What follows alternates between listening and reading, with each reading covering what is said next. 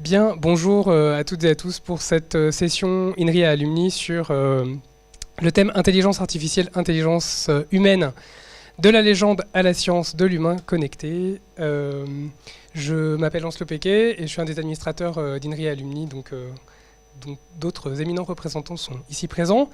Voici le plan de la journée, donc il est un peu après 17 h, donc je vais faire une petite introduction et j'ai le plaisir d'accueillir aujourd'hui Alexandre Grandfort de l'INRIA qui va nous parler de neuroimagerie et machine learning dans le même bateau, Guillaume Dumas de l'Institut Pasteur qui va nous parler de cerveau naturel et intelligence artificielle, un dialogue vertueux entre neurosciences et informatique, et David Ojeda de Mensia Technologies, qui est donc une start-up qui est aussi née à INRIA, et qui va nous parler de neurofeedback et d'autres approches pour soigner le cerveau.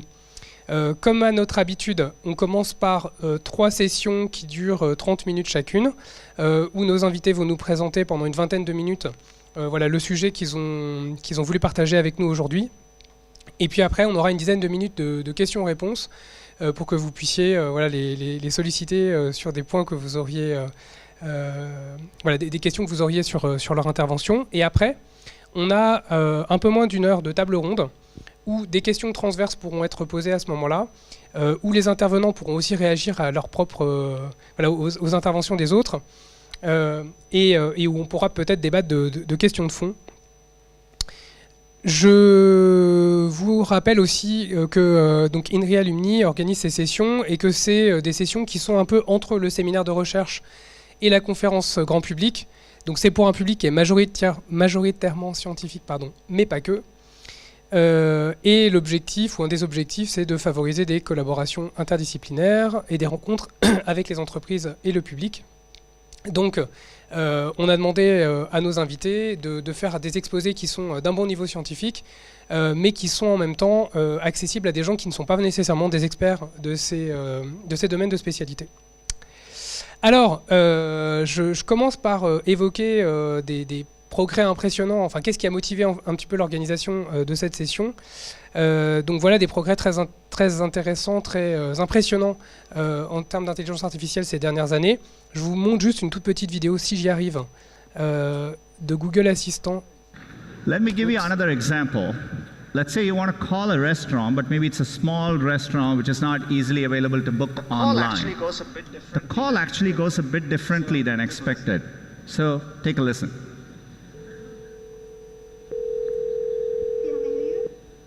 How may I help you? Hi, I'd like to reserve a table for Wednesday the 7th. For 7 people? For 7 people? It's for 4 people. It's for 4 people. 4 people when? Next Wednesday at 6 p.m. Actually we reserve for like after like 5 people. For 4 people you can come. How long is the wait usually to be seated? When tomorrow or weekday or? For next Wednesday, the 7th. It's not too busy. Oh no, it's not too busy. You can come for 4 people, okay? Oh, I gotcha. Thanks. Bye bye.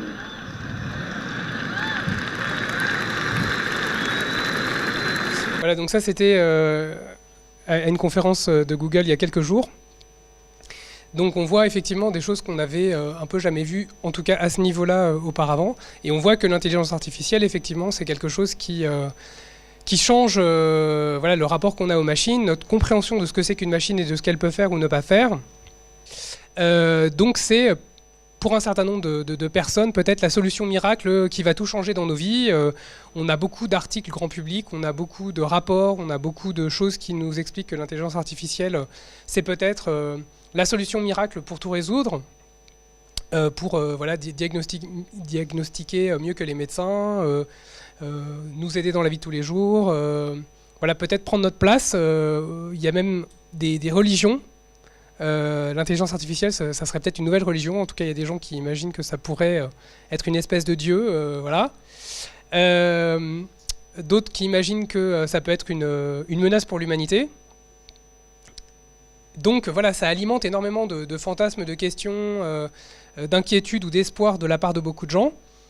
Il y a des scientifiques qui se demandent si aussi le deep learning, c'est pas une espèce de nouvelle alchimie, ou le machine learning, pour un certain nombre de raisons scientifiques, pour le coup, c'est-à-dire par exemple la reproductibilité ou la non-reproductibilité de choses qui ont été construites à partir d'expériences dont on n'a pas forcément toute la trace, des critères de décision d'algorithmes qui peuvent paraître obscurs. Voilà un certain nombre de choses qui sont scientifiquement, en tout cas, qui posent question scientifiquement. Et donc, voilà, l'idée de cette session, c'était de faire un peu, dans cet esprit INRIA Alumni, de la légende à la science. La dernière fois, je crois que ça s'appelait Mythe et réalité, notre session sur le RGPD. Voilà, donc on est un petit peu là-dedans. Donc ici, vous avez, comme vous le savez peut-être, un rapport qui a été coordonné par quelqu'un d'INRIA, Bernard Braunschweig, sur l'intelligence artificielle. Il y a beaucoup d'équipes INRIA qui travaillent sur l'intelligence artificielle sous différentes formes. Il y a beaucoup d'équipes en dehors d'INRIA qui travaillent aussi sur ces questions-là, et on en a quelques éminents représentants qui ont accepté de venir aujourd'hui. Et ça pose des questions, donc c'est quoi l'intelligence? Mais je ne vais pas trop rentrer dans les détails, puisque justement on a la chance d'avoir des gens qui vont nous en dire plus sur le sujet.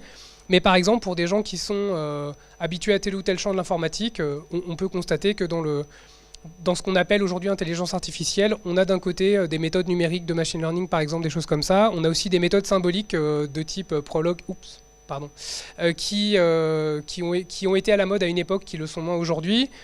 Ça pose la question de qu'est-ce que ça veut dire l'intelligence, des questions peut-être de calculabilité. Il y a eu l'histoire de la thèse de Church-Turing qui a été à une époque très philosophiquement très explorée, avec les machines de Turing, les fonctions lambda définissables, les fonctions récursives, etc.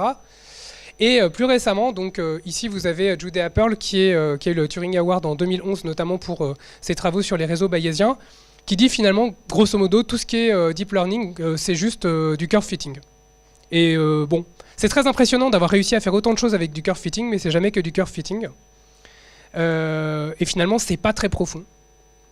Et lui, il a sorti un livre là, il y a quelques jours qui s'appelle Le livre du pourquoi, dans lequel il essaye d'exposer des travaux, parmi ses travaux les plus récents, sur les causes et les effets. Puisque, en fait, globalement, ce qu'on peut observer pour la dimension pratique de l'intelligence artificielle, c'est que les gens sont très intéressés par la caractéristique diagnostique de l'intelligence artificielle. Voilà, qu'est-ce qui s'est passé, est-ce que j'ai telle ou telle maladie, etc. Prédictif, qu'est-ce qui va pouvoir se passer. Éventuellement prescriptif, qu'est-ce qu'il faut que je fasse. Mais par contre, la question de pourquoi, le cadre d'interprétation, aujourd'hui, c'est pas vraiment traité, ou peut-être insuffisamment, ou en tout cas d'une manière pas satisfaisante, mais peut-être que vous y reviendrez, par un certain nombre de théories à la mode. Et donc il y a des questions de fond qui peuvent se poser aujourd'hui sur les étapes suivantes sur ces sujets-là. Alors aujourd'hui l'idée c'est de parler d'intelligence artificielle et d'intelligence humaine, peut-être un peu de revenir aux fondamentaux.